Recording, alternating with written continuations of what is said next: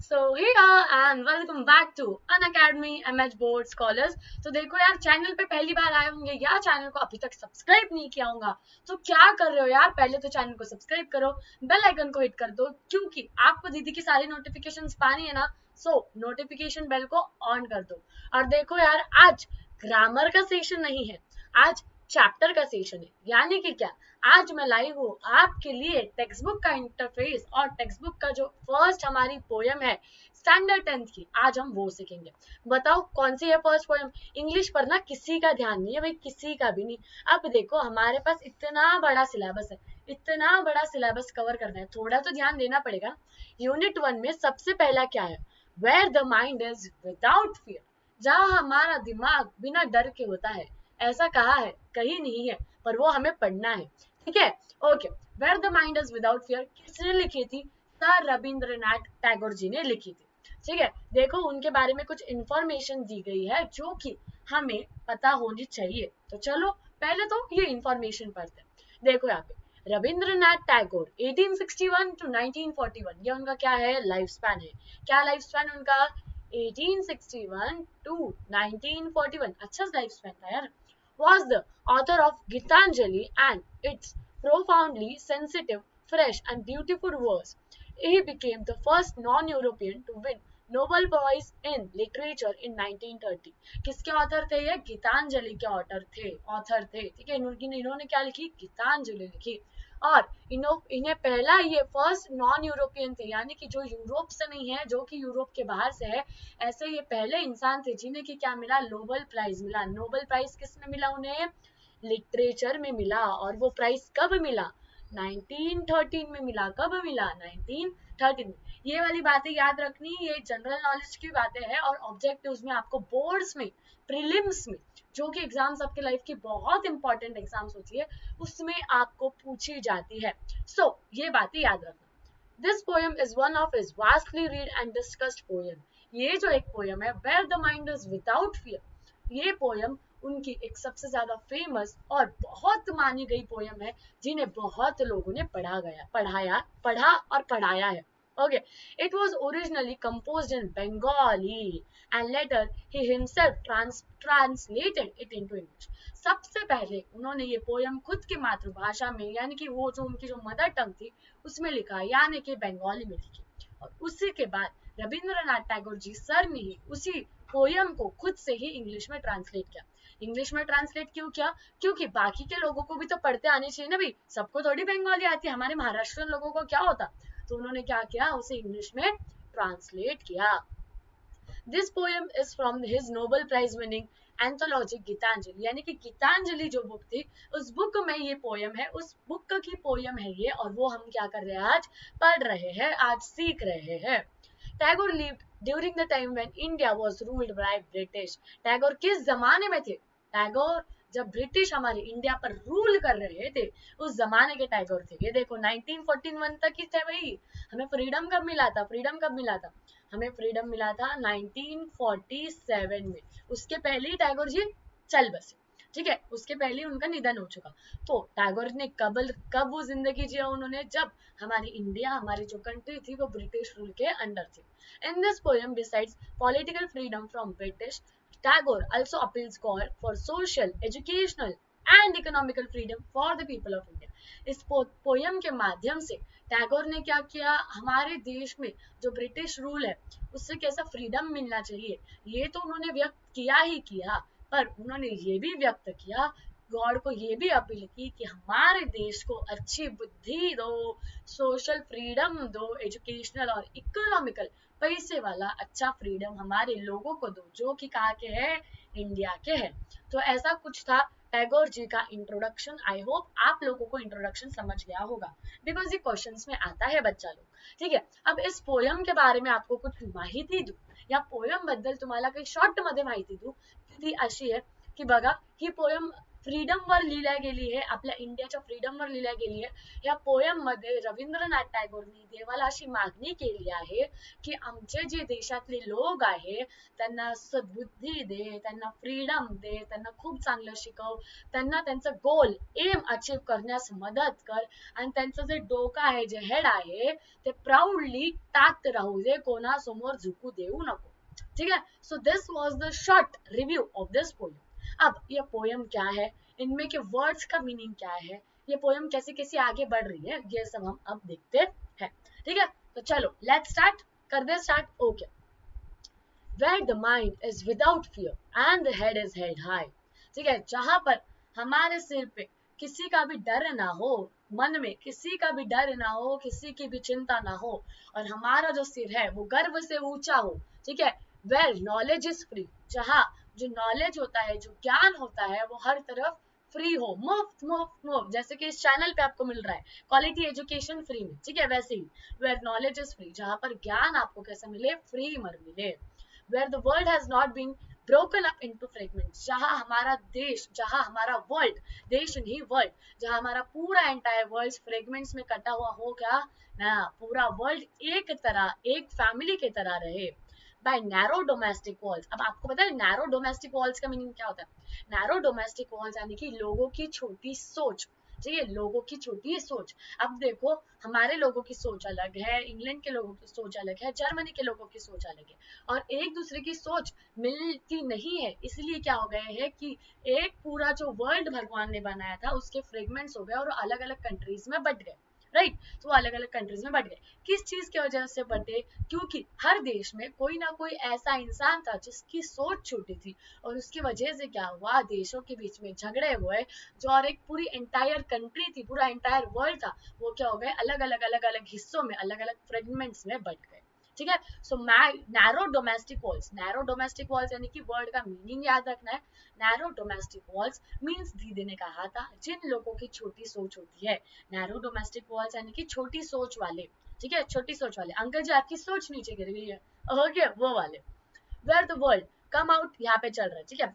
Where words come out from the depth of truth, जहाँ हम जो भी शब्द बोले, जो भी चीज बोले, वो सच्चाई की गहराई से आई हो.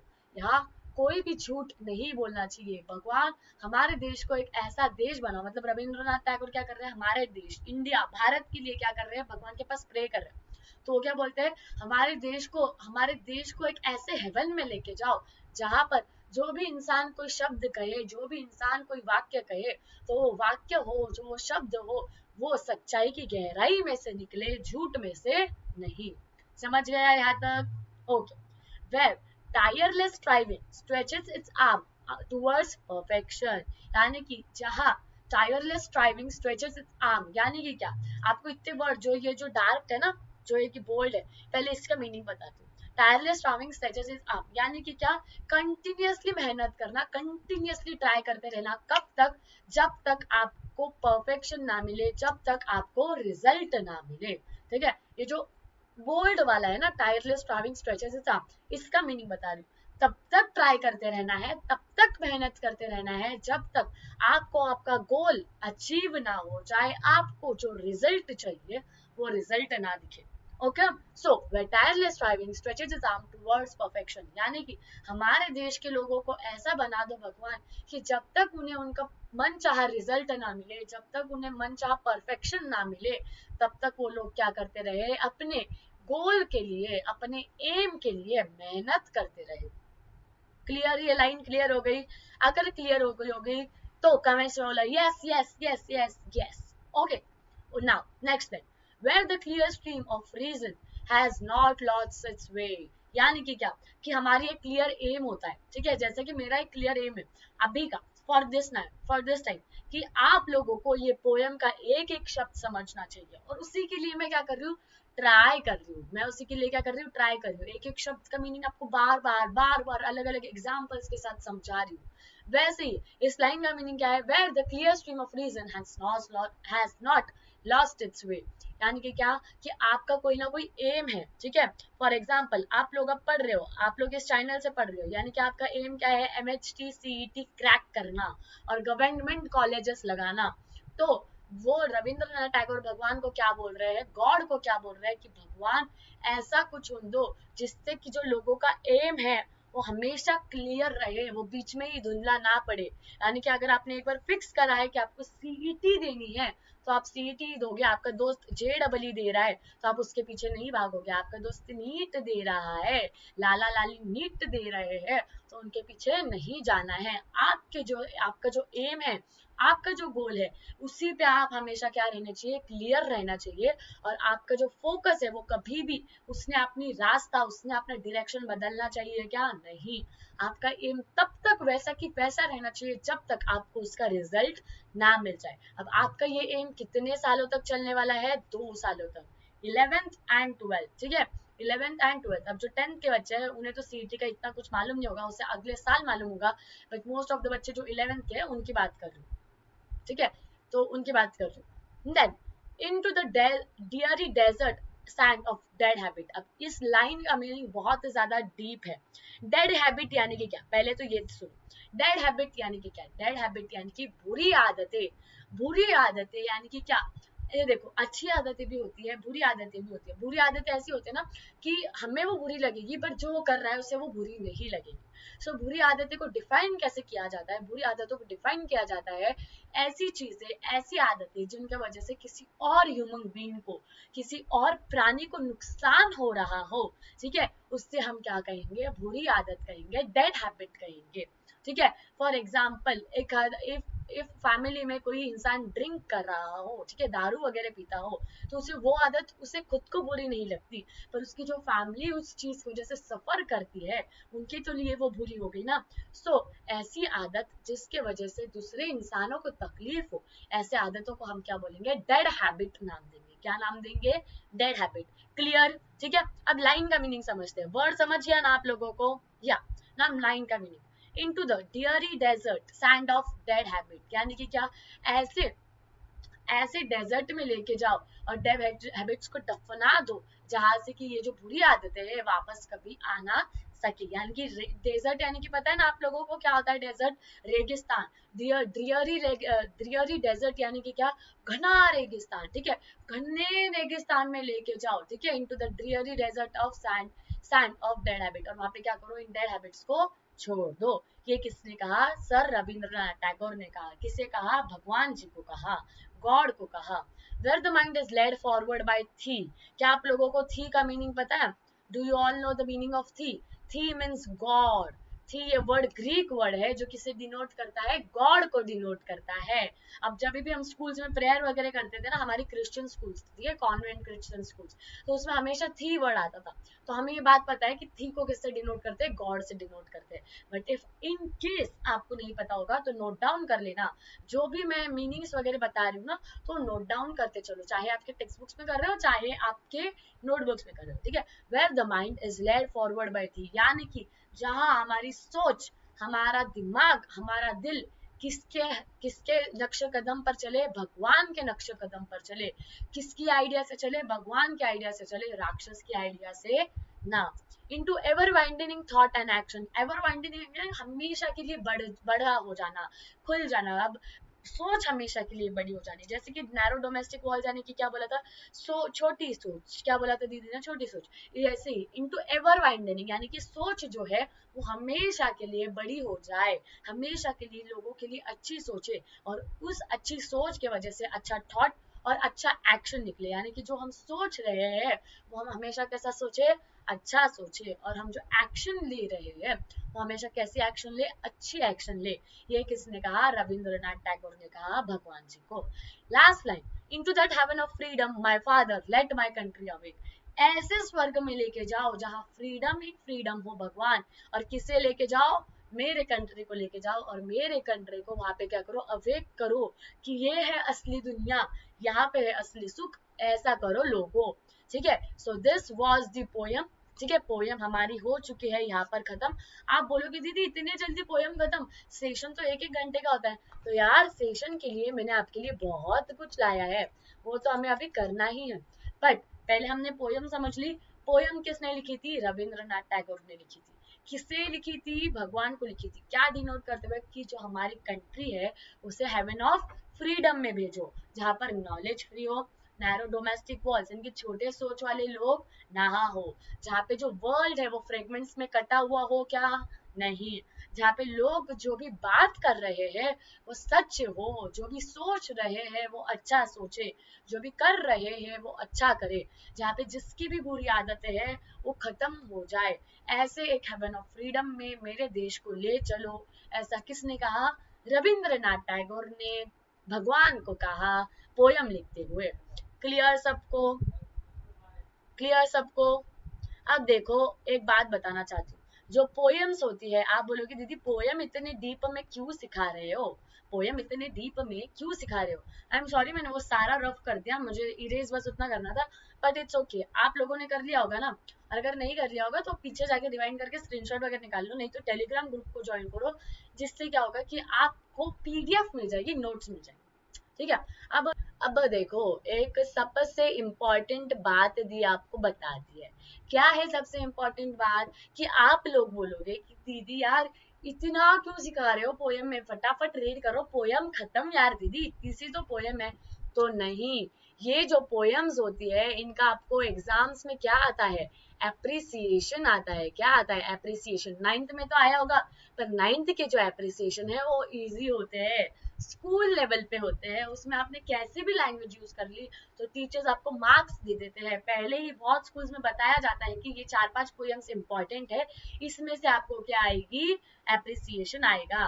पर 10th में वैसा नहीं है, 10th में लगभग 7 से 8 के ऊपर पोयम है, ठीक है, 8-9 से तो ऊपर ही पकड़ के चलो, 7-8 पोयम्स के एप्रिसिएशन आपको याद करने हैं, 7-8 पोयम्स आपको लर्न करनी है, ठीक है, उनके मीनिंग्स लर्न करने हैं, एक एक वर्ड के मीनिंग्स लर्न करने हैं, और इतना सब कुछ रट्टा होने वाला नहीं है। इसलिए दीदी क्या कर रही है, आपको बार बार अच्छे से ट्राई कर करके एग्जाम्पल्स के साथ आपको समझा रही है, जिससे क्या होगा कि आपको रट्टा मारने की जरूरत पड़ेगी क्या?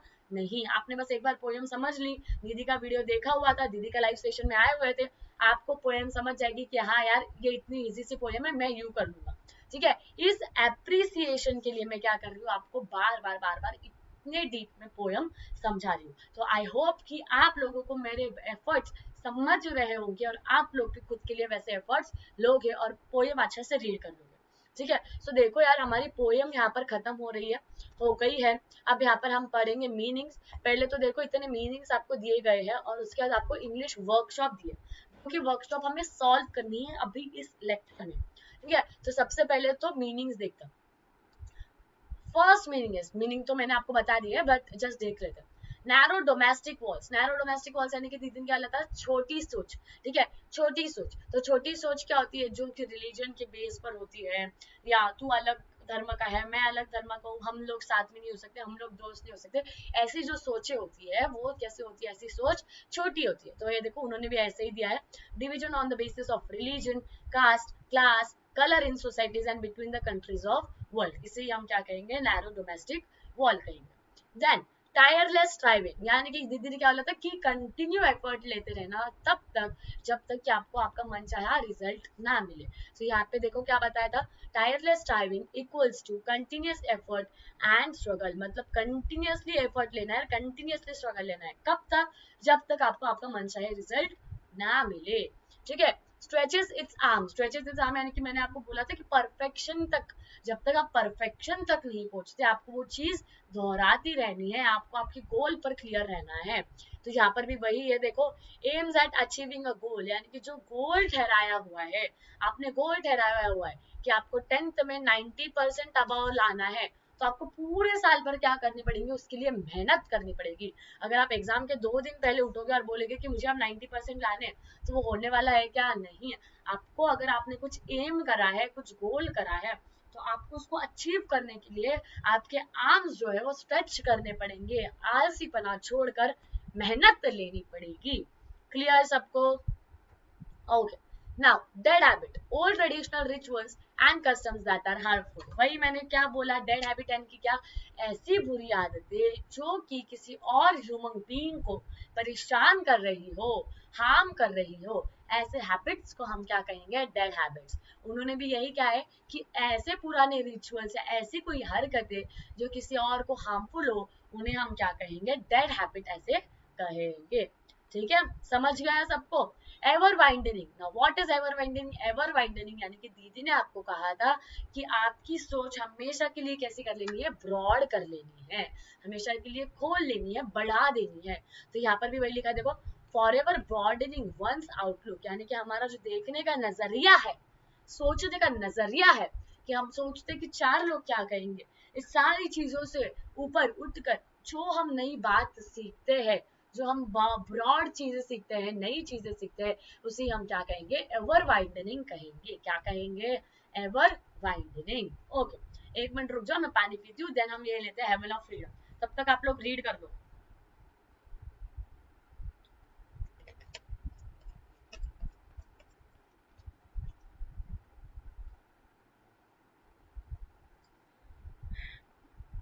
ओके, कर लिया read, heaven of freedom.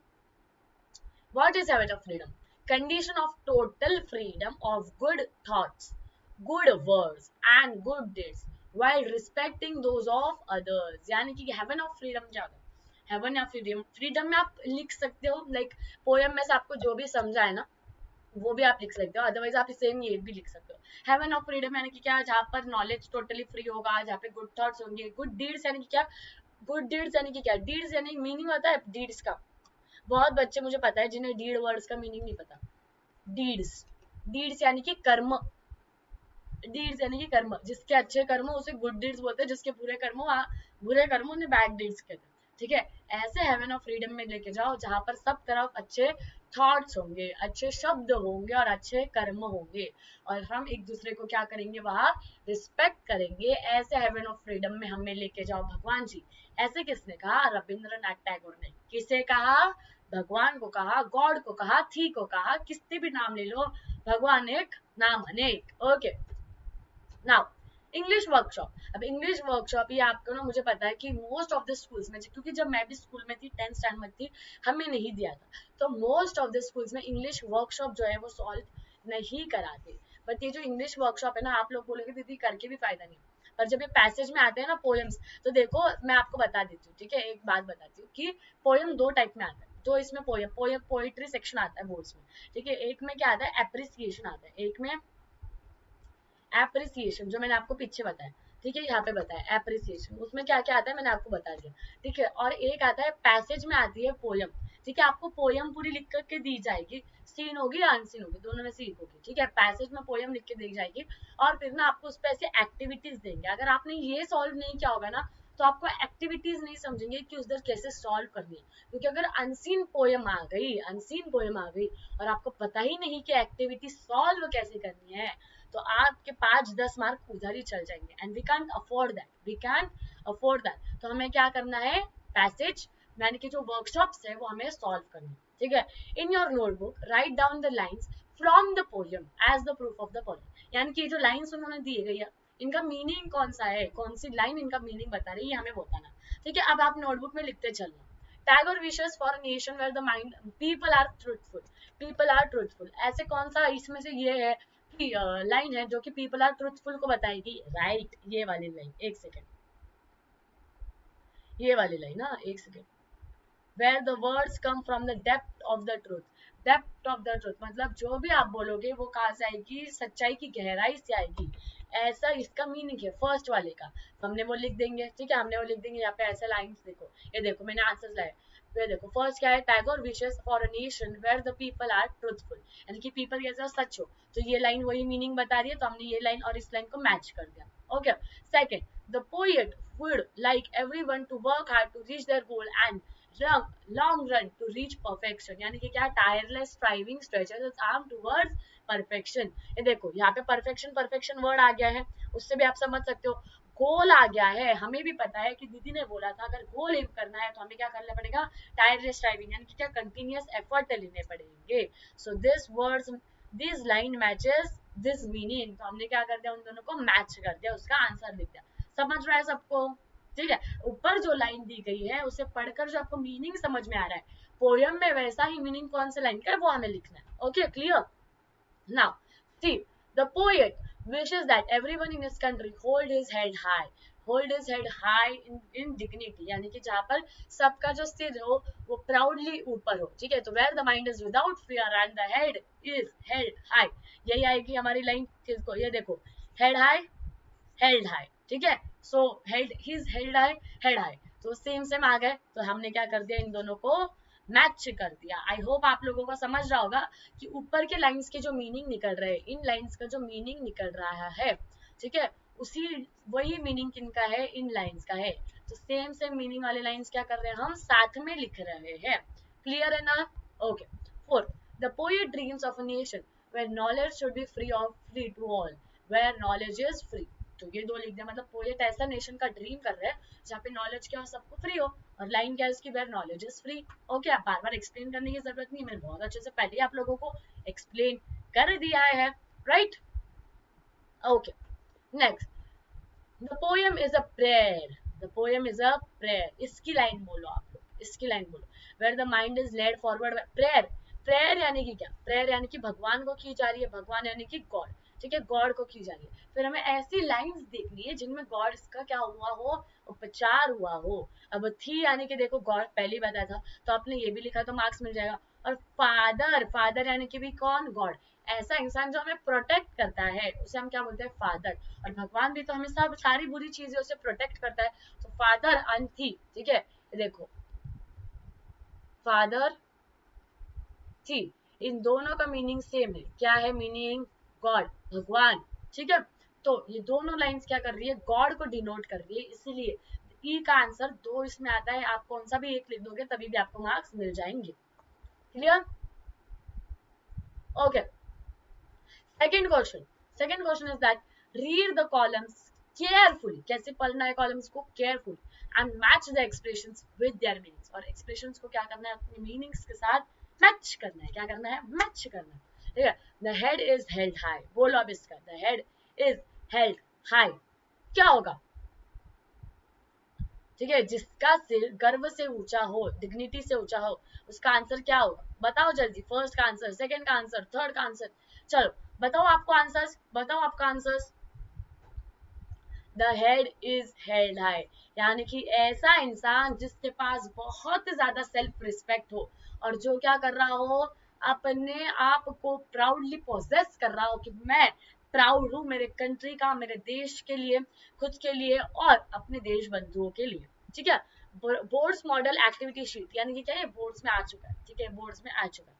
Now second, narrow domestic was, यानी कि क्या, छोटा सोच। तो देखो narrow and narrow word he same है, मिक्स कर देंगे। पर डोमेस्टिक वॉज यानी कि यार छोटी सोच, माइंडनेस यानी कि क्या, सोच, ठीक है। और नैरो, नैरो यानी कि छोटी, तो इन दोनों का मीनिंग सेम है, तो ये दोनों क्या हो गए, एक दूसरे को मैच हो गए। Clear? Now third, where knowledge is free, जहाँ पे नॉलेज फ्री हो। Education is given to all, जहाँ पे एजुकेशन क्या हो, सबको दिया जाए। नॉलेज फ्री, एजुकेशन सबको दिया जाए, सेम है ना। नॉलेज फ्री होगा तो सबको एजुकेशन मिलेगा, सबको एजुकेशन मिल रहा है यानी कि नॉलेज फ्री है, right. So knowledge is free, किसके साथ जोड़ेंगे हम, education is given to all के साथ। फिफ्थ, डेप्थ ऑफ ट्रूथ, यानी कि क्या, सिंसेरिटी ऑफ आर्ट, यानी कि डेप्थ ऑफ ट्रूथ यानी कि क्या, सच्चाई की गहराई से निकला हुआ हो। सच्चाई की गहराई यानी कि कोई कुआं तो थोड़ी है कि खोद के रखा है वहां से निकालो, नहीं। सच्चाई कहाँ होती है, हमारे दिल में होती है। तो sincerity of our heart, sincerity of our heart. तो ये दोनों हो गए एक दूसरे से मैच। समझ रहा है ना सबको? एक बार यस बोल दो कमेंट्स पे, चलो जल्दी से यस, यस बोल दो एंड थम्स अप कर दो, जल्दी जल्दी जल्दी जल्दी जल्दी जल्दी, फास्ट, एकदम fast. Okay, mind is without fear, a fearless person, जहाँ पे जिस इंसान को डर ना हो उसे क्या कहते हैं हम, फियरलेस पर्सन। और डर कहाँ पे होता है, दिमाग में होता है। जिसके दिमाग में डर नहीं, वो कौन है, अ फियरलेस पर्सन है। Clear everyone? Okay, now six, stretches its arm, यानी कि aim at perfection, aim at perfection. देखिए हम आर्म क्यों स्ट्रेच करते हैं, आर्म स्ट्रेच करना यानी कि ये आलस लेना नहीं भाई लोग, आर्म स्ट्रेच करना यानी कि मेहनत लेना। हम क्यों मेहनत लेते हैं, क्योंकि हमें परफेक्शन के पास जाना होता है। तो ये दोनों लाइंस का मीनिंग एक जैसा है, इसीलिए ये दोनों लाइंस को हमने क्या कर दिया है, मैच कर दिया बाबू भैया। क्या कर दिया, मैच कर दिया, ठीक है। साड़ी के फॉल सा मैच की और, क्लियर स्ट्रीम ऑफ रीजन, यानी कि क्लियर होना चाहिए, आपका एक रीजन क्लियर होना चाहिए कि आप क्यों कर रहे हो। अब आपको मैं बोल रही हूँ कि आप ये लेक्चर क्यों देख रहे हो, तो आप बोलोगे क्योंकि दीदी मुझे पोयम समझ के देनी है, क्योंकि दीदी मुझे 10th में 90 अबाव लानी। तो आपका एक क्लियर रीजन यानी कि क्या, clear thinking. So clear stream of reason means clear thinking. So इन दोनों का मीनिंग सेम, इन दोनों का कर दिया हमने मैच, समझ गया, match maker, we are match makers. Okay, dead habits यानी कि क्या, डेड हैबिट्स यानी कि क्या, बुरी आदतें, बुरी सोच, ठीक है, वही। Dried in fertile land of Sands, यहाँ पे बुरी आदतें होगी, उस लैंड को हम कहेंगे infertile land of sands, dried sands, ठीक है। सो इन दोनों को हमने क्या कर दिया, मैच कर दिया, क्या कर दिया, मैच कर दिया। 9, एवर का मीनिंग क्या होता है, एवर वाइंडनिंग, ठीक है, एवर मतलब हमेशा के लिए, हमेशा के लिए। एक ही रह गया है हमारे पास option, winding thought and action, broadening the look, outlook and attitude, यानी कि क्या, एवर यानी कि हमेशा के लिए। तो हमें हमेशा के लिए क्या करना चाहिए, हमारी सोच को बढ़ा कर देना चाहिए, सबको इक्वल राइट्स देने चाहिए, सबके टूवर्ड्स हमारा एटीट्यूड कैसा चाहिए, अच्छा चाहिए। तो एवर का मीनिंग हमने लिख दिया, एवर का मीनिंग हमने लिख दिया, widening thought and action, broadening the outlook and attitude. Clear सबको? इस question second clear to everyone, इस question second clear to everyone. चलो यहाँ पे हमने क्या करते हैं, मैच जो कॉलम कर दिया, ठीक है। हेड इज हेल्थ याद है क्या सबको, the person with self respect. Narrow domestic walls यानी कि क्या, narrow mindless, very good. Knowledge is free यानी कि क्या, education is given to all, very good. Depth of truth यानी कि क्या, दीदी sincerity of heart, very good. Mind is without fear यानी कि क्या, चलो कमेंट्स में बोलो, कमेंट्स में बोलो। दीदी माइंड विदाउट फियर मतलब fearless person, right. Stretches its arm यानी कि क्या, स्ट्रेचेस इट्स आर्म यानी कि क्या, दीदी stretches its arm at the aim to perfection, at the aim at perfection, हमें पता है, वेरी गुड।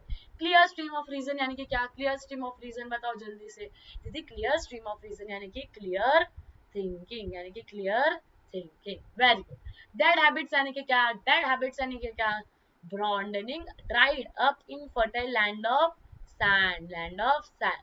क्लियर है सबको? Then ever widening thought and action, ever widening thought and action का मीनिंग क्या है, broadening the outlook and attitude, यानी ये क्या कि हमने दिमाग को खुले सोच से, बड़े सोच से, अच्छे सोच से खुला कर दिया। क्लियर सबको ये वाला क्वेश्चन? Very good. अगर ये बोर्ड्स में आया तो आ जाएगा, हाँ दीदी आ जाएगा, टेंशन ना लो।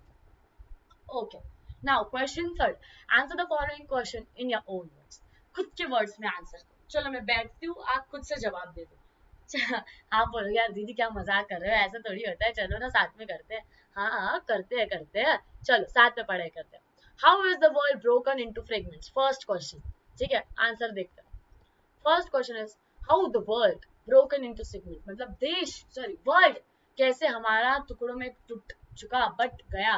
The world is broken into fragments by division on the basis of religion, caste, class, race and colour in societies all over the world. देश के साथ, हम सॉरी देश ही बोल रही हूँ यार बार बार, हमारा वर्ल्ड कैसे बट गया, हमारा वर्ल्ड के हिस्से कैसे हो गए, क्योंकि कास्ट अलग थी सबके, रिलीजन अलग थे, ठीक है, हिंदू एक तरफ चले गए, मुस्लिम्स एक तरफ चले गए, ठीक है, सिख एक तरफ चले गए, क्रिश्चियंस एक तरफ चले गए, एंड रेस के वजह से, रेस इनकी जेंडर्स वगैरह, कलर ऑफ द सोसाइटी, यानी कि अमेरिका में गोरे रहते हैं, श्रीलंका में काले रहते हैं, ऐसे कलर्स की वजह से, ऐसे कास्ट की वजह से, रिलीजन की वजह से क्या हो गया, हमारा जो वर्ल्ड है वो फ्रेगमेंट्स में बट गया। ये किसने बोला, हमने बोला, आंसर दिया, समझा सबको, very good. Explain what the tireless striving should be for, tireless striving किस चीज के लिए चाहिए, गेम खेलने के लिए चाहिए, हाँ दीदी गेम खेलने के लिए, परफेक्शन आना चाहिए गेम में भी, बेटा किसके लिए चाहिए टायरलेस स्ट्राइविंग, जो एक पर्टिकुलर एम है, जिससे कि हमें, हमारे फैमिली को हमारे पे प्राउड फील हो, हमारे कंट्री को हमारे पे प्राउड फील हो, ऐसा कोई एम चाहिए, ठीक है, और उसी के लिए हम क्या करते हैं, टायरलेस स्ट्राइविंग करते हैं। चलो आंसर देखो, tireless striving should be to attain one's goal as well as to achieve perfection, यानी कि टायरलेस स्ट्राइविंग क्यों करना चाहिए हमें, क्योंकि हमें क्या करना है, एक दूसरे के गोल्स को, खुद के गोल्स को अचीव करना है और परफेक्शन के पास जाना है, as well as to achieve perfection. इसीलिए हम क्या करते हैं, टायरलेस स्ट्राइविंग करते हैं, कंटिन्यूअसली एफर्ट्स देते हैं। Clear everyone? Okay, see where the words come out from the depth of truth, जहां हमारे जो शब्द है वो सच्चाई की गहराई से आए। इस लाइन का मीनिंग आपको क्या करना है, आपके खुद के वर्ड्स में समझाना है। एक्सप्लेन इन योर वर्ड्स, खुद के वर्ड्स में समझाना है। ठीक है, आंसर देखो। It means when people speak truthfully and with complete sincerity of heart. In lines का लाइन का मीनिंग क्या होता है कि इस लाइन का मीनिंग ऐसा होता है कि जब लोग सच बोलते हैं, जो भी बात कर रहे हैं वो सच्चाई होती है, और वो सच्चाई कहाँ से निकलती है, उनके दिल से निकलती है। सिंसियरिटी, सिंसियरली कहाँ से निकलती है, उनके दिल से निकलती है। ऐसा इस लाइन का मीनिंग है, ये हमने बता दिया। आप नोट डाउन कर लो, लगा तो पॉज पॉज करके नोट डाउन कर लो अपने बुक में, अदरवाइज स्क्रीनशॉट निकाल लो। अदरवाइज यार सबसे इजी चीज, स्क्रीनशॉट निकालने की मेहनत नहीं, जाओ टेलीग्राम ग्रुप को ज्वाइन करो, लिंक होंगी वहां पे, ठीक है, कमेंट्स में वगैरह, लिंक को ज्वाइन कर लो, लिंक पे से जाओ, टेलीग्राम ग्रुप को ज्वाइन कर लो, वहां पे नोट्स मिल जाएंगे, टेंशन लेने की जरूरत नहीं। स्कूल वाले कंप्लीट करा के दो ना दो, हमने तो करा दिया, बात खत्म। ठीक है, हु इज द थी इन द पोएम, पहले बता दिया मैंने आपको, थी यानी कि कौन, गॉड। ठीक है, what does that the poet appeal to thee to do, poet ने भगवान को क्या करने को कहा। ऐसे दो क्वेश्चन। फर्स्ट, थी in the poem is God, ये हमने फर्स्ट टाइम बता दी कि थी कौन है, भगवान है, डिनोट कर दिया गॉड को। ठीक है, एक अलमाइटी है। नेक्स्ट, पोएट ने क्या बताया, the poet wishes god to awaken his country into the heaven of freedom where the people are fully free and thought and total freedom of good thoughts, good words and good actions exist। यानी कि वो उन्होंने क्या, हमने क्या answer दिया कि थी यानी कि भगवान, और पोएट ने ये विश किया कि उसकी कंट्री कहाँ पे चाहिए, हेवन ऑफ फ्रीडम में चाहिए, जहाँ पर ज्ञान का फ्रीडम हो, थॉट्स का फ्रीडम हो, अच्छे थॉट्स अच्छे कर्मों का फ्रीडम हो। ठीक है, ऐसे हेवन ऑफ फ्रीडम में मेरे देश को लेके जाओ। ये किन्होंने कहा, पोएट ने कहा, किसे कहा, थी को कहा, गॉड को कहा। Clear everyone? Okay, now next question. E. What qualities does the poet wish to inculcate in his countrymen? मतलब ऐसे कौन से qualities है जो पोएट को लगता है कि उसकी कंट्री के लोगों में होने चाहिए, कंट्री के लोगों में होने चाहिए। सो देखो यहाँ पे उन्होंने ना ये ऐसा देंगे, वो लोग ऐसा दिया है, इसमें लिख के दिया है, the qualities the poem want to inculcate in this countrymen. फिर ये जो एक दो तीन चार, ऊपर चार बॉक्सेस है, एक दो तीन चार, ये जो चार बॉक्सेस है ये पूरे आपको कैसे दिए हैं, ब्लैंक दिए गए हैं। मैंने आपको डायरेक्टली आंसर्स वाला बताया। ठीक है, एक दो तीन चार। ठीक है, ये क्या करा गया है, आपको ब्लैंक दिया गया है, इसे हम क्या कहते हैं, चार्ट्स कहते हैं, इसे हम क्या कहते हैं, चार्ट्स। ऐसे जो चार्ट्स है आपको बोर्ड्स में बहुत आते हैं। ठीक है, और बोर्ड्स में ऐसे चार्ट का कभी कभी एक एक बॉक्स का एक मार्क होता है, एक बॉक्स का आधा मार्क होता है। सो ऐसे चार्ट बहुत ज्यादा इंपॉर्टेंट है। तो इस क्वेश्चन को एज एन इम्पोर्टेंट कंसिडर करो, उसको स्टार मार्क कर लो, इम्पोर्टेंट लिख दो, और चलो इसके आंसर्स देखते हैं। The qualities that poet wants to inculcate in his countrymen, कौन से क्वालिटीज चाहिए। क्वालिटी पहली तो कौन सी चाहिए, ट्रूथफुलनेस, यानी कि सब क्या बोले, सच बोले। सेकंड क्वालिटी क्या चाहिए, डिग्निटी वाली चाहिए, डिग्निटी यानी कि क्या, एक प्राउडनेस जो होता है वो वाली। ठीक है, थर्ड क्वालिटी कौन सी चाहिए, विजडम वाली चाहिए। कौन सी क्वालिटी चाहिए, थर्ड, विजडम। विजडम यानी क्या, बताओ मुझको। विजडम यानी कि सोच, जो ये होती है ना हमारी होशियारी, होशियारी जो होती है उसे हम कहते हैं विजडम। ठीक है, मतलब कौन कितना होशियार है उसे हम कहते हैं होशियारी, यानी कि विजडम इंग्लिश में। Then sincerity of the heart, sincerity of the heart यानी कि दिल के गहराई से। ठीक है, हमारी जो सिंसियरिटी चाहिए वो किसी को दिखाने के लिए, बस दिखावा बोल के नहीं चाहिए, पर वो कहाँ से चाहिए, हमारे दिल से चाहिए। इसलिए हमने एक पॉइंट क्या लिख दिया, सिंसियरिटी ऑफ द हार्ट। ऊपर के चार पॉइंट समझे। फर्स्ट है ट्रूथफुलनेस, ट्रूथफुलनेस यानी कि सच्चाई। डिग्निटी, डिग्निटी यानी कि क्या, मान, सम्मान, सेल्फ रिस्पेक्ट। विजडम यानी कि क्या, होशियारी। एंड सिंसियरिटी ऑफ हार्ट यानी कि दिखावा नहीं, जो भी होगा दिल से होगा। ठीक है, then fifth, open mindness, open mindness यानी कि छोटी सोच से हम जकड़े हुए ना हो। क्लियर थिंकिंग मतलब एक ही बात जो सोचा है क्लियरली सोचा और वही करेंगे हम लोग। ठीक है, next is that hard work, यानी कि क्या, हार्ड वर्क मतलब जो भी काम कर रहे हैं हम पूरी शिद्दत से करेंगे, और जब तक हो नहीं रहा है तब तक करेंगे, तब तक उस पर मेहनत लेते रहेंगे। So it is hard work. Okay, last is that broad outlook, broad outlook यानी कि किसी भी चीज के पास देखने का नजरिया, किसी भी चीज को सोचने का नजरिया छोटा ना हो, पर हम दिल दिमाग सब सोच खुली कर अच्छी सोच से, ठीक है, अच्छे सोच से क्या कर सकते हैं, हम एक्शन में ला सके, उससे हम कहते हैं ब्रॉड आउटलुक। ठीक है, तो हमारे आठ क्या कहते हैं, फर्स्ट वॉज ट्रूथफुलनेस, मेरे पीछे बोलो और अपने बुक में लिख लो। Second was dignity, third was wisdom, fourth was sincerity, fifth was open mindness, sixth was clear thinking, seventh was hard work and eight was broad outlook. अगर आपने ये 8 भर दिए ना, 8, तो आपको एग्जाम में कितने मार्क्स मिल जाएंगे, 4 मार्क्स मिल जाएंगे। बस 8 वर्ड्स लिख दो, 8 वर्ड्स लिख दो और एग्जाम में 4 मार्क लो। कितना इजी है, बड़ी पोयम लिखने से, बड़ा एप्रिसिएशन लिखने से, बड़ा आंसर लिखने से तो इजी है ना। 8 वर्ड्स 4 मार्क, और क्या चाहिए भाई, और क्या चाहिए। Clear. Okay, now write in your notebook your personal response, own response, and justify where needed. क्यों चाहिए और क्या है। Is the poem a prayer for India alone? सिर्फ इंडिया अलोन के लिए है क्या, मुझे बताओ, आप कमेंट्स में बताओ। क्या आपको लगता है कि ये पोएम सिर्फ इंडिया के लिए है, या बाहर के लोगों पर भी ये पोएम अप्लाई हो सकती है। बोलो। The poem is for India alone, but it is also relevant for countries all over the world. मतलब क्या कि रविंद्रनाथ टैगोर जी कहाँ के थे, वो हमारे इंडिया के थे। उन्होंने पोयम किसके लिए लिखी, हमारे इंडिया के लिए लिखी। ठीक है, तो पोयम हमारे इंडिया के लिए है, पर इसमें के जो थॉट्स है, पोयम में के जो आइडियाज है, जो थॉट्स है, जैसे कि अपने एम को अचीव करो, अब हमेशा सच्चे काम करो, सच्ची बातें करो, ये सब हम बाकी लोगों को भी तो दे सकते हैं, बाकी कंट्रीज के लोग भी तो ये चीजें उठा सकते हैं और खुद में इनकलकेट कर सकते हैं। ठीक है, तो इसका प्रॉपर आंसर ना यस होगा ना नो होगा। इसका प्रॉपर आंसर क्या होगा, the poem is for India alone, but it is also relevant for countries all over the world. पर इसके जो आइडियाज है, बाकी के जो कंट्रीज है पूरे दुनिया भर में, उनके लिए क्या है, यूजफुल है, रिलेवेंट है। Clear everyone. Okay, now what should the words we speak reflect. हम जो शब्द बोल रहे हैं उन्होंने क्या रिफ्लेक्ट करना चाहिए। आप बोलोगे दीदी रिफ्लेक्ट यानी कि क्या, रिफ्लेक्ट यानी कि क्या दर्शाना चाहिए, क्या बताना चाहिए। जो भी मैं अभी बोल रही हूँ वो क्या बता रहा है आपको कि यार दीदी इतना अच्छा समझा रही है, हमें सब समझ रहा है, राइट।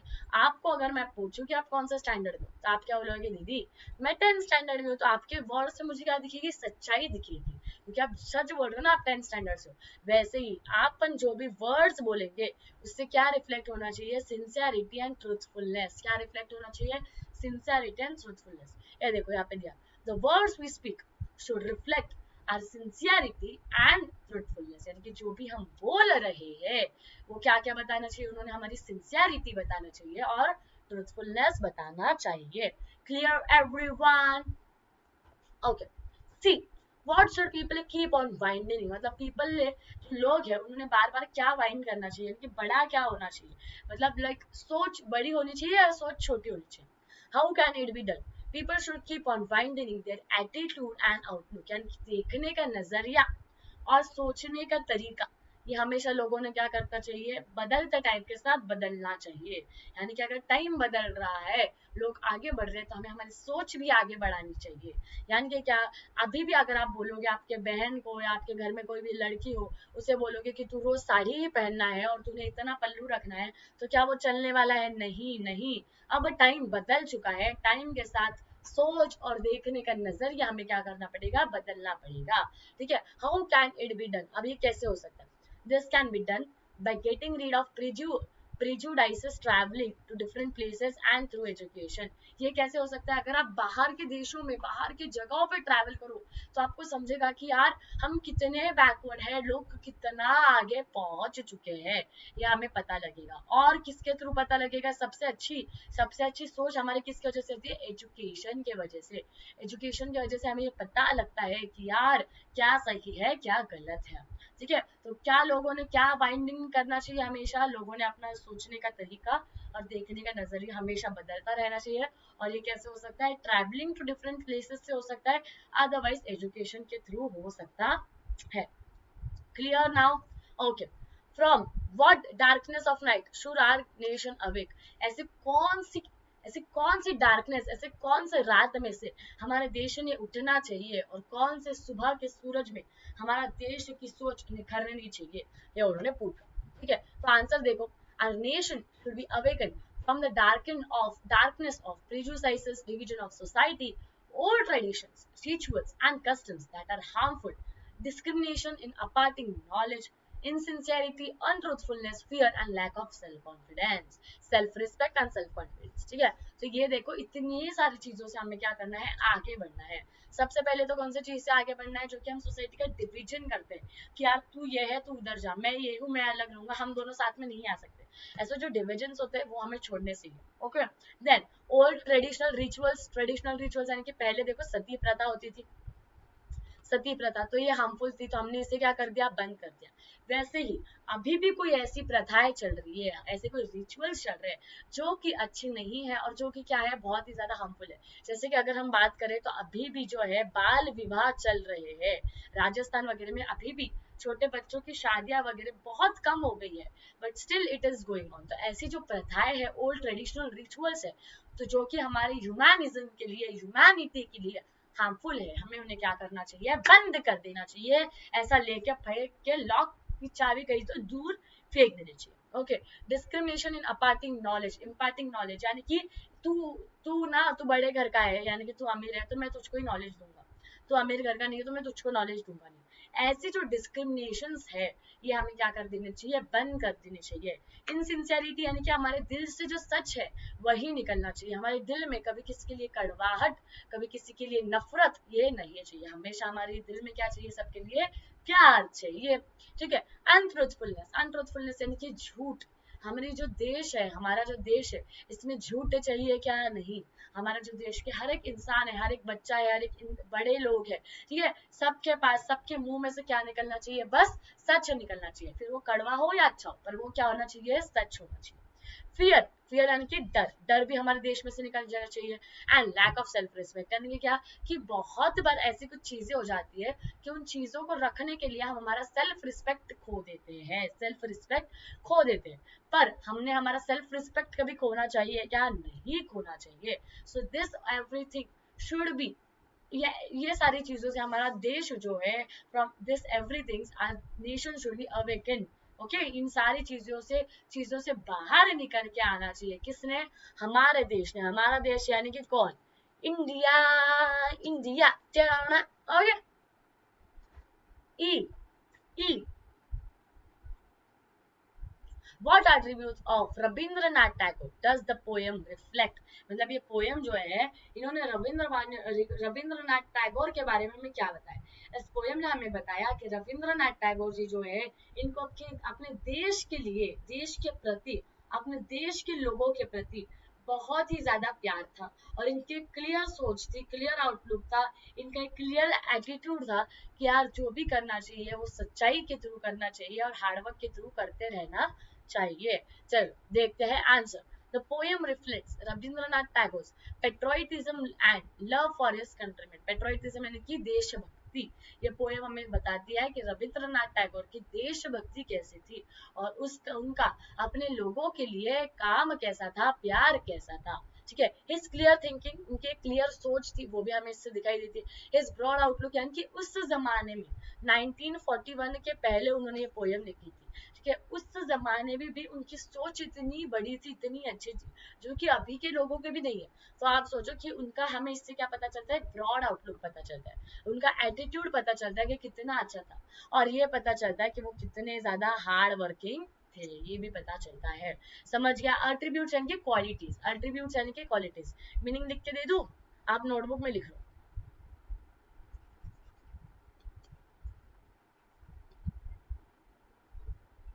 मैं एट्रीब्यूटिव लिख रही थी, ग्रामर का पार्ट, सॉरी। एट्रीब्यूट्स यानी कि क्या,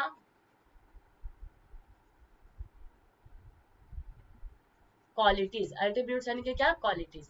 तो हमें रविंद्रनाथ जी की जो भी क्वालिटीज हमें दिखी है वो हमने यहाँ पे बता दी। क्लियर है सबको? Okay. What effect does the repetition of the word where at the beginning of the poem, beginning of each line, मतलब हर लाइन जो है उसके स्टार्टिंग में where शब्द क्यों लिखा गया है, where शब्द क्यों लिखा गया है और where शब्द का मीनिंग क्या है, ये हमें उन्होंने पूछा है। अब बोलोगे दीदी हर लाइन में है? हाँ, हर लाइन में है। देखो आपको बता रही हूँ, इसलिए बैक ले रही हूँ। देखो, पहले तो मेरे को कलर चेंज कर दे दो। आप बोलोगे दीदी हर लाइन में नहीं है, तो बैठो। वेर वेर वेर, ठीक है, वेर वेर वेर वेर, ठीक है। हर लाइन के स्टार्टिंग में हमें क्या आ रहा है, वेर वेर आ रहा है। तो ये वेर वर्ड जो है, ये जो वेर वर्ड है, ये आखिर डिनोट क्या कर रहा है, क्या मीनिंग डिनोट कर रहा है, ये हमें क्या बताना है। ठीक है, ये आपको बताना है। एक मिनट, कितना सारा सीख लिया ना हमने आज, होशियार हो गए बच्चे, इतने ज्यादा देर बैठते हैं, पढ़ाई करते हैं। वेरी गुड बच्चा लोग, प्राउड ऑफ यू। देखो, the repetition of the word where at the beginning of each line denotes the increasing intensity of hope and truth trust the poet puts in his vision. यानी कि हर line में जो where शब्द पहले ही starting में ही रखा गया है वो ये डिनोट कर रहा है कि जो पोएट थे, जो रविंद्रनाथ टैगोर थे, उन्होंने कितने बड़े होप से, कितनी ज्यादा आशा से ये पोयम लिखी और उनका अपना लोगों पर, अपने देश के लोगों पर कितना ज्यादा ट्रस्ट था, ये भी हमें क्या करता है, उनके विजन से पता चलता है। ठीक है, the repetition of the word, again एक बार फिर से देखते हैं, the repetition of the word well at the beginning of each line denotes the increasing intensity of hope and trust the poets put in his vision। यानी कि इस word का जो बार बार रिपीटेशन हो रहा है, इससे हमें ये पता चलता है कि सर रविंद्रनाथ टैगोर की अपने लोगों पर कितनी ज्यादा होप थी, और इस वर्ड की वजह से हमें समझ रहा है कि उन्हें कितनी ज्यादा उम्मीद थी और कितना ज्यादा भरोसा था उन्हें, यह उनके पोयम लिखने के तरीके से हमें क्या हो रहा है, समझ आ रहा है।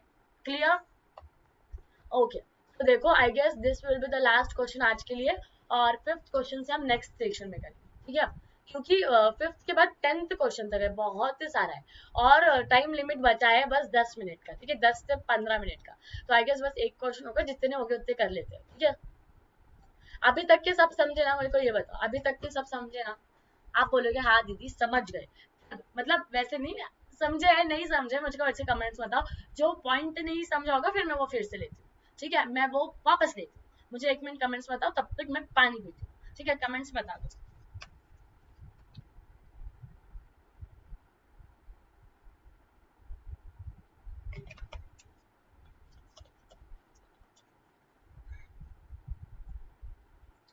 आप बोलोगे दीदी कितने बार पानी पीती है, हमने तो एक भी बार नहीं पिया। अरे वो बोल बोल कर जो ये गला है ना वो चले जाता है, इसलिए पानी पीना पड़ता है। ठीक है, read the poem carefully and complete the table after the discussion in pairs, one is done for you. एक आपके लिए करके रख दिया, उपकार किया भाई लोग ओके, एक आपके लिए करके रख दिया है, आपको क्या करना है उसी के हिसाब से बाकी के फील करना। ठीक है, कंसेप्ट दिए हैं पोयम के, पोयम के कंसेप्ट कौन सा है, माइंड, हेड, नॉलेज, वर्ड्स, ऐसे कंसेप्ट है। ठीक है, और उसके आइडियल सिचुएशन यानी कि प्रेजेंट सिचुएशन, हम बोलते हैं ना एक्सपेक्टेशंस वर्सेस रियलिटी, और जो देखो इंस्टाग्राम पे चलता है, ट्रेंड चल रहा था एक्सपेक्टेशंस वर्सेस रियलिटी, कि एक्सपेक्टेशन में इतना भारी होगा, इतना भारी होगा, इतना भारी होगा, पर रियलिटी में फुस। तो वैसे ही प्रेजेंट सिचुएशन यानी कि सच्चाई में क्या हो रहा है, और एक्सपेक्टेड सिचुएशन हमें ये बताना है। ठीक है, तो उन्होंने एक करके रखा है हमारे लिए, वो देखते हैं क्या किया है। माइंड, माइंड बोला गया है फर्स्ट, तो माइंड उन्होंने क्या बोला, प्रेजेंट सिचुएशन कैसा है, दिमागों का हमारे सारे डर से भरे हुए हैं। अगर आप देखो ऐसा कोई भी दिमाग नहीं है जहाँ टेंशन ना हो, जहाँ डर ना हो।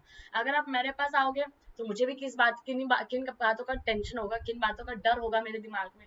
अगर आपके पास आऊँ तो आपको टेंथ का डर होगा, अगर आपके पेरेंट्स के पास जाओ तो उन्हें पैसे कमाने का भी टेंशन होगा, और साथ ही साथ आपके फ्यूचर का भी टेंशन होगा।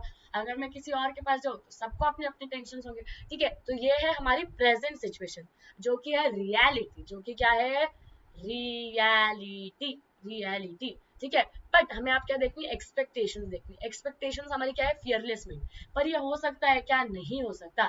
ऐसे कभी भी नहीं हो सकता कि हमारा जो दिमाग है वो बिना टेंशन के रहे। हर इंसान के दिमाग में कोई ना कोई बातें चल रही होती है, कोई ना कोई टेंशन दौड़ रहा होता है, एक खत्म नहीं होता साला दूसरा आ जाता है। जेठालाल की किस्मत लेके आए हैं क्या हम? ओके, ठीक है, तो एक्सपेक्टेशंस वर्सेस रियलिटी। तो पहला था माइंड, तो माइंड कैसा है प्रेजेंट सिचुएशन में, फुल ऑफ फियर है, पर एक्सपेक्टेड सिचुएशंस कैसी, उसकी फियरलेस है।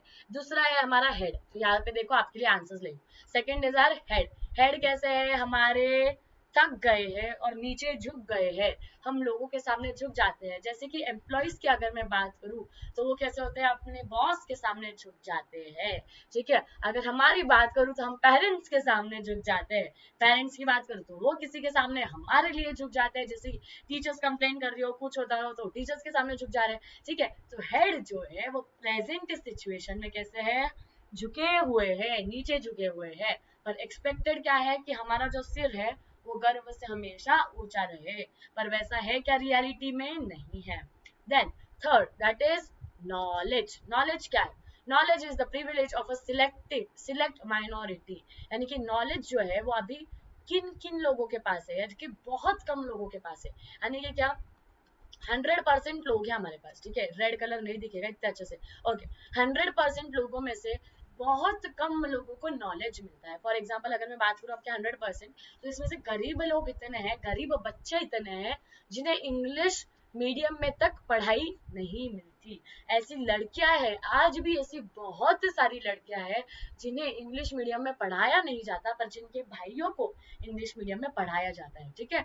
तो ये नॉलेज जो है वो सबको मिल रहा है क्या? नहीं, ये बहुत कम लोगों को मिल रहा है, यानी कि किनको मिल रहा है? माइनॉरिटी को मिल रहा है, जो सिलेक्टिव माइनॉरिटी, यानी कि जैसे आप, हम जैसों को जिनको नॉलेज मिल रहा है, हम क्या आएंगे? इस माइनॉरिटी में आएंगे।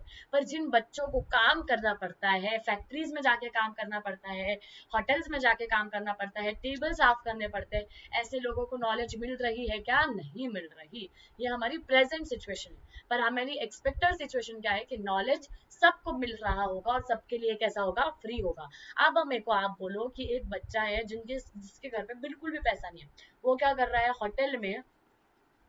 होटल में वेटर का काम कर रहा है। किसका काम कर रहा है? वेटर का, ठीक है। उसे महीने के मिल रहे हैं 7-8 हजार, 7-8 हजार, और उसके अकेले की वजह से घर पे पैसे आ रहे हैं। तो इन 7 हजार में पूरा महीना चलाना है, 5-6 हजार, 7 हजार में, ठीक है। मम्मी का, पापा का, खुद का, सब देखना है। आप बोलो क्या वो हजार हजार रुपए की स्कूल फीस भर सकता है? 500-500 रुपए, 500-500 रुपए, 5 हजार रुपए, 500 रुपए, 1000 रुपए ट्यूशन की फीस भर सकता है? ट्रैवलिंग का टाइम दे सकता है? नहीं दे सकता। इसीलिए क्या है, नॉलेज सबको मिल रही है क्या? नहीं मिल रही है। ये हमारी है प्रेजेंट सिचुएशन।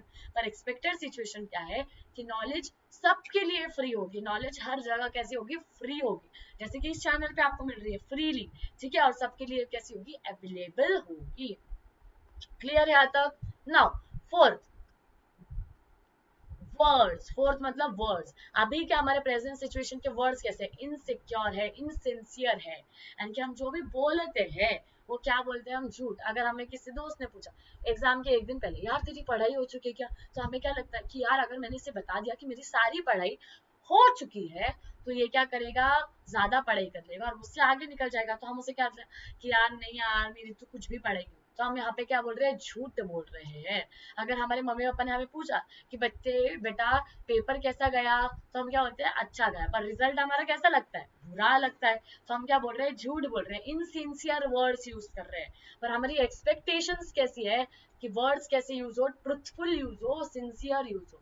कि हम खुद तो झूठ बोल रहे हैं, पर हमारी एक्सपेक्टेशंस कैसी है कि सामने वाला वर्ड्स कैसे यूज करे? ट्रुथफुलनेस से यूज करे। Okay, clear? यहाँ तक? यहाँ तक क्लियर हो गया? तो एक बार यस यस यस बोल दो कमेंट्स में। Yes yes yes. बच्चे की लोगे जान क्या, समझ गया ना दीदी? बच्चे की लोगे जान क्या, अगला ले लो दीदी। बच्चे की लोगे जान गया। Okay. Fifth, habit. All tradition, rituals and customs are that are harmful are followed। यानी कि हैबिट यानी कि जो बुरी आदतें, प्रेजेंट सिचुएशन में क्या हो रहा है कि जो भी बुरी आदतें थी, पुराने ट्रेडिशनल्स थे, रिचुअल्स थे, जो कि आज के जमाने में लोगों के लिए हार्मफुल है, वो अभी भी फॉलो हो रहे हैं। जैसे कि मैंने पहले ही आपको एग्जांपल दिया, पहले ही दीदी ने आपको क्या एग्जांपल दिया? बाल विवाह का एग्जाम्पल दिया, ठीक है। बाल विवाह अब बहुत ज्यादा कम हो गए हैं, पर पूरे बंद हुए हैं क्या? नहीं, अभी भी ऐसे कोई हमारे कंट्री के स्टेट्स है, ऐसे कोई सिटीज है, ऐसे कोई विलेजेस है जहाँ पे आज भी बाल विवाह हो रहे हैं। And these are harmful. ये कैसे है? हार्मफुल है। उन दो बच्चों की जिंदगी बर्बाद हो जाती, ठीक है। But this is still being followed, या अभी भी कैसा हो रहा है? फॉलो हो रहा है। और इसीलिए ये क्या है? हमारी प्रेजेंट सिचुएशन है कि जो ओल्ड ट्रेडिशनल रिचुअल्स थे, जो कि हार्मफुल थे, जिन्हें हमें छोड़ना था, पर हम उन्हें क्या कर रहे हैं? अभी भी फॉलो कर रहे हैं। पर उसकी एक्सपेक्टेशंस कैसी है कि हम इन सारी आदतों को कब के छोड़ चुके हैं? एक्सपेक्टेशंस क्या है कि हम इन आदतों को छोड़ चुके हैं। देखो, there is reason and clarity of thought. अब है क्या reason and clarity of thought? नहीं है, हमारे पास कुछ भी नहीं है, ठीक है। तो ये बस एक्सपेक्टेशन है। Reality is that we are still following old traditional and rituals which are harmful for humanity, human beings and हम सबके लिए। Okay okay. सो देखो, आज के लाइव सेशन में मैं इतना ले रही हूँ 6th पॉइंट तक। उसके बाद मैं बंद कर दूंगी लाइव सेशन, क्योंकि 1 घंटा हो गया है हमारा। 5th क्वेश्चन से हम लेंगे पार्ट 2। मैं यहाँ पे लगे तो लिख के रख देती हूँ आप लोगों के लिए, पार्ट 2, जो कि हम लेंगे कल। ओके, तो पार्ट 1 देख लो पहले। तो thought and action, thought and action, thought and action आजकल के जमाने में कैसे है, नैरो माइंडेड है। हम बोलते हैं कि हम 21st सेंचुरी में रह रहे हैं, हम बहुत ही मॉडर्न हो चुके हैं, बट क्या हमारे दिमाग सच्ची मॉडर्न है? क्या हमारी सोच सच्ची बड़ी हुई है? नहीं। हम किसी को भी इजीली जज कर लेते हैं। कोई काला होगा तो हम डायरेक्टली मुंह पे बोल देते हैं यार कितनी काली है तू। कोई मोटा होगा तो हम डायरेक्टली बोलते हैं कितनी मोटी है तू। कोई पतला होगा तो बोले कितनी पतली है तू, कितनी सुकड़ी है तू। ठीक है, सो ये जो चीजें है, ये जो चीजें है वो अभी भी हम जैसे नैरो माइंडेड है। भले ही हम 21st सेंचुरी में क्यों ना आ गए हो, भले ही हम मॉडर्न कपड़े क्यों ना पहन रहे हो, पर हमारी जो सोच है वो अभी भी कैसी सोच है, छोटी सोच है। पर हमारी एक्सपेक्टेशंस कैसी है कि सोच कैसी होनी चाहिए, ब्रॉड होनी चाहिए। But that are only expectations, और रियलिटी तो कुछ तो उससे बहुत ही अजीब है और कुछ तो अलग ही है। Do you agree with me कि आज भी जो हमारी सोच है वो नैरो माइंडेड है? ठीक है, आप लोग बोलोगे नहीं दीदी हम जज नहीं करते किसी को, नहीं दीदी हम ना सबके लिए, हमारी बहुत ब्रॉड थिंकिंग है, बॉयज गर्ल्स सब एक होते हैं। पर आप जाके देखो फैमिलीज में, आज भी बहुत फैमिलीज में लड़के और लड़कियों के बीच में फर्क होते हैं। तो इससे हम क्या कहेंगे, छोटी सोच ही कहेंगे, राइट? छोटी सोच ही कहेंगे। तो आज भी हमारे देश में छोटी सोच फॉलो हो रही है और छोटे सोच के लोग हैं in the present times. But अगर हम एक्सपेक्टेशंस की बात करें तो हम एक्सपेक्टेशंस में क्या एक्सपेक्ट करते हैं कि जो हमारी सोच होगी वो कैसी होगी, ब्रॉड होगी, बड़ी होगी। ठीक है, तो आई होप कि आज जो भी मैंने आपको पोयम सिखाई, जो भी क्वेश्चंस सिखाए और जो भी मीनिंग्स बताए, आप लोगों को बहुत ही अच्छे से क्लियर हो गए होंगे। अगर क्लियर हो गए होंगे और सेशन अच्छा लगा होगा तो यार देखो सेशन को लाइक कर देना, जरूर कर देना। चैनल पे नए होंगे तो सब्सक्राइब कर देना चैनल को, अन अकेडमी एमएच बोर्ड स्कॉलर्स। नाम मत भूलना, नाम तो सुना ही होगा ना। तो चलो यार चैनल को सब्सक्राइब कर दो, मिलते हैं नेक्स्ट वीडियो में। नेक्स्ट वीडियो में देखो हम क्वेश्चन नंबर 5, 6, 7, ठीक है, 7 में आंसर्स है 8, 8 में हमारा है ऐसे, 7 में हमारा है ऐसे, 8 में हमारा है appreciation, that is one of the most important question, ये लेने वाले हैं। 9th में हम लेंगे इमेजिन स्पीच डिलीवर करेंगे, और 10th क्वेश्चन लेंगे। ठीक है, तो इतने सारे क्वेश्चंस होने वाले हमारे कल के सेशन में, तो कल का सेशन देखना ना भूले, बेल आइकन को हिट करके रख दे। Till then take care, bye bye, subscribe जरूर करना।